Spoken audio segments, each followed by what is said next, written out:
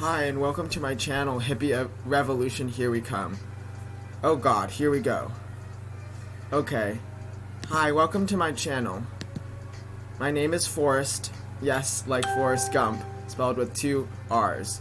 For those who knew me before this name change, disregard my own name, which would be easy because it's just 1 letter.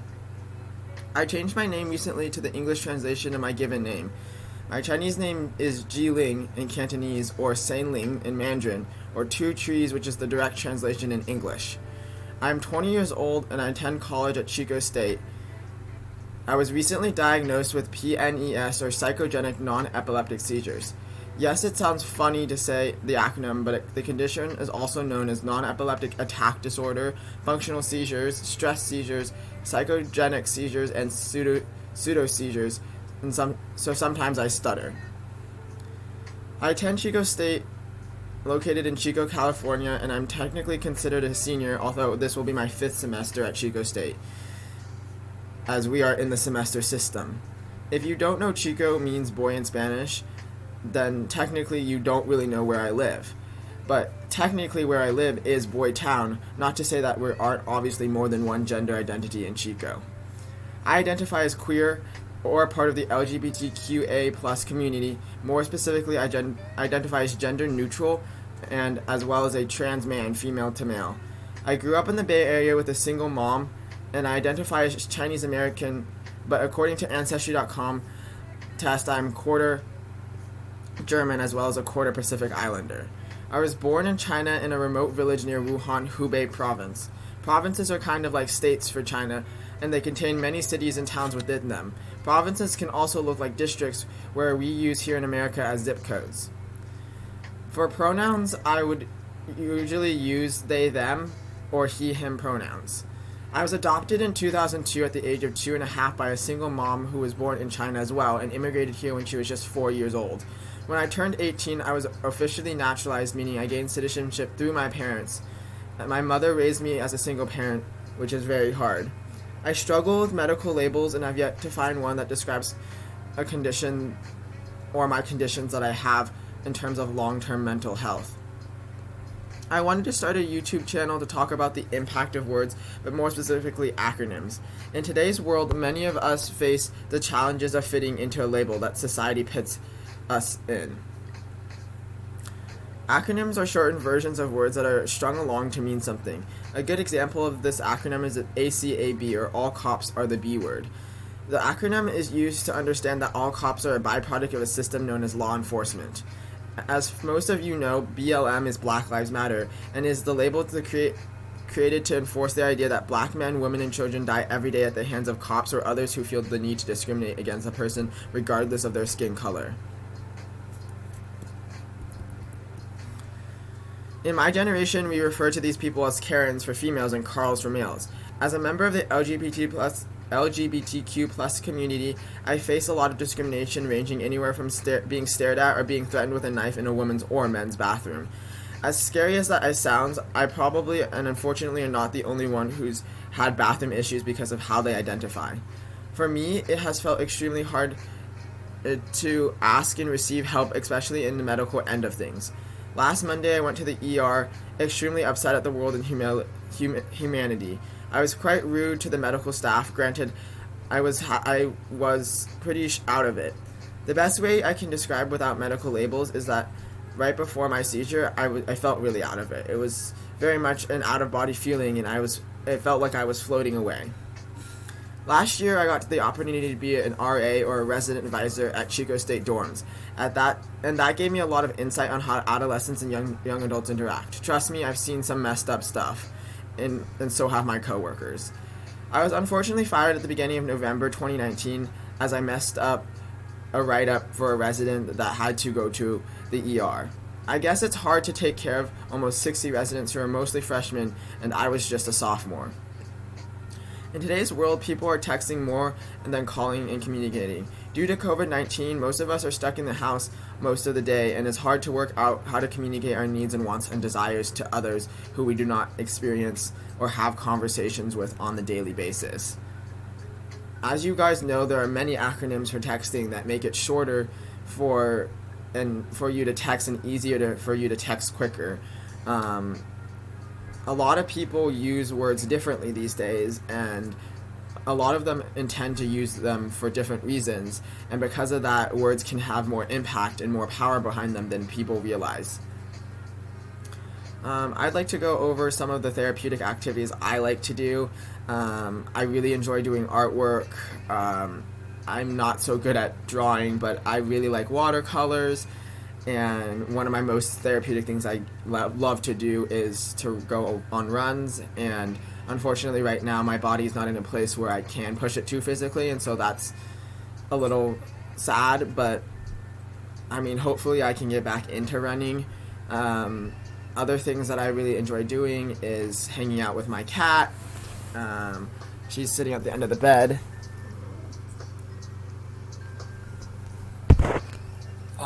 This is Chai.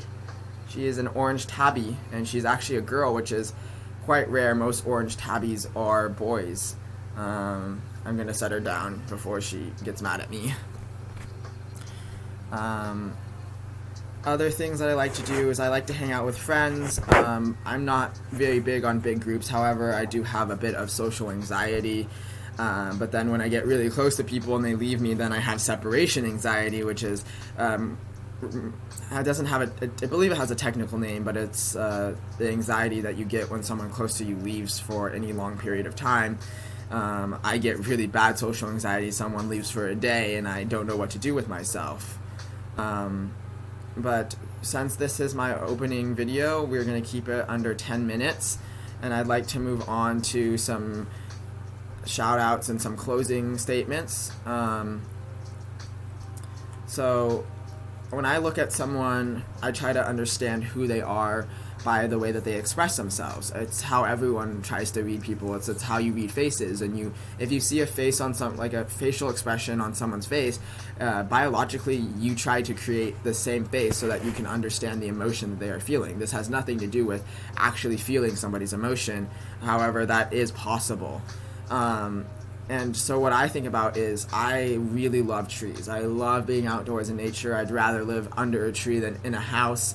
But that's not really possible in terms of comfort and living. But technically we all came from the earth, right? Evolutionarily we are on the planet Earth, and for that reason Mother Nature is kind of my own Lord and Savior kind of thing. I am not, unfortunately, religious at all. However, I did grow up very Catholic or Christian. My parents were both Catholic and Christians.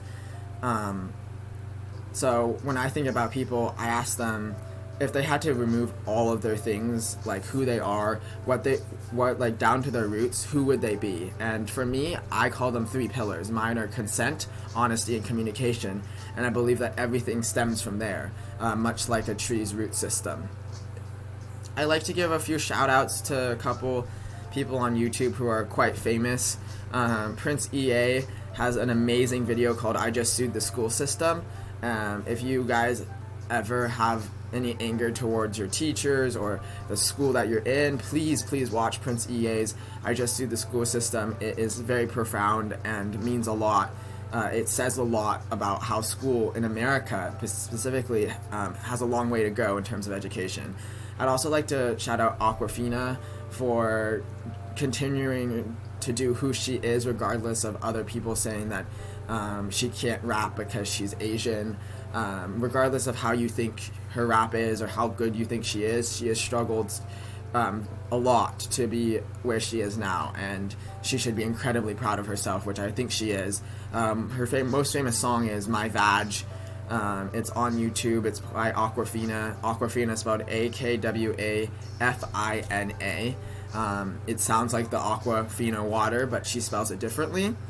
And before we go, I'd like to read a poem to you guys, a couple poems. The first one is going to be about just being human. Let me bring it up on my phone, if I can find it.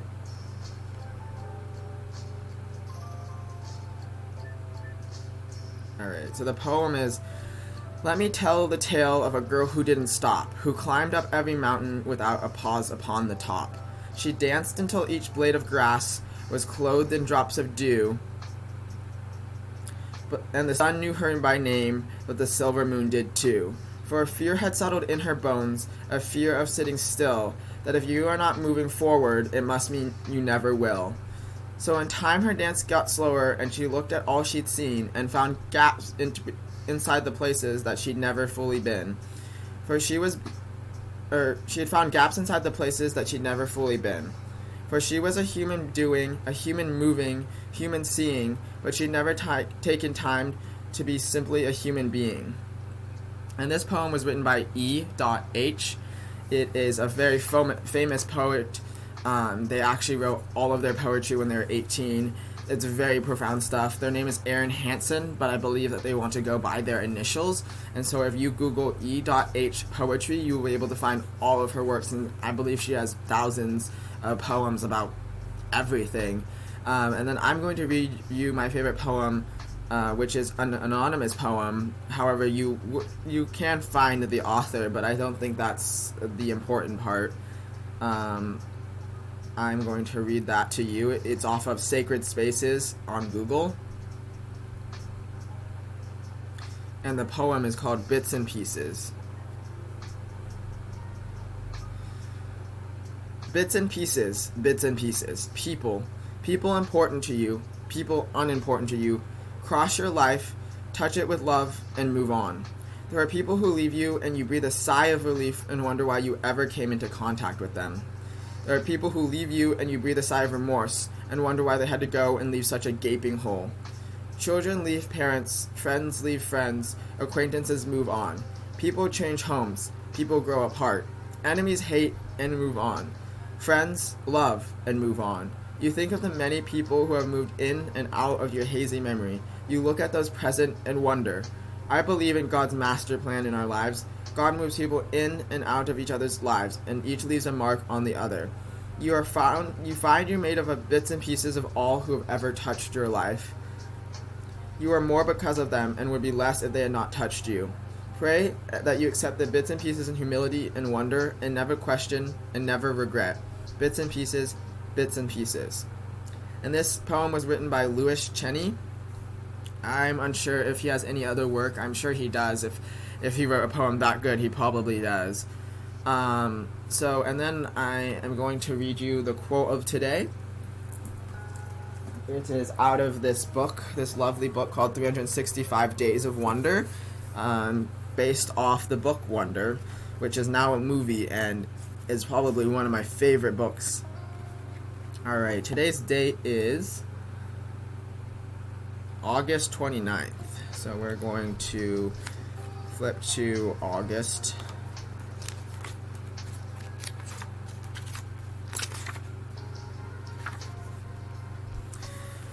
August 29th's quote, "You are your own little light, shine bright so everyone can see."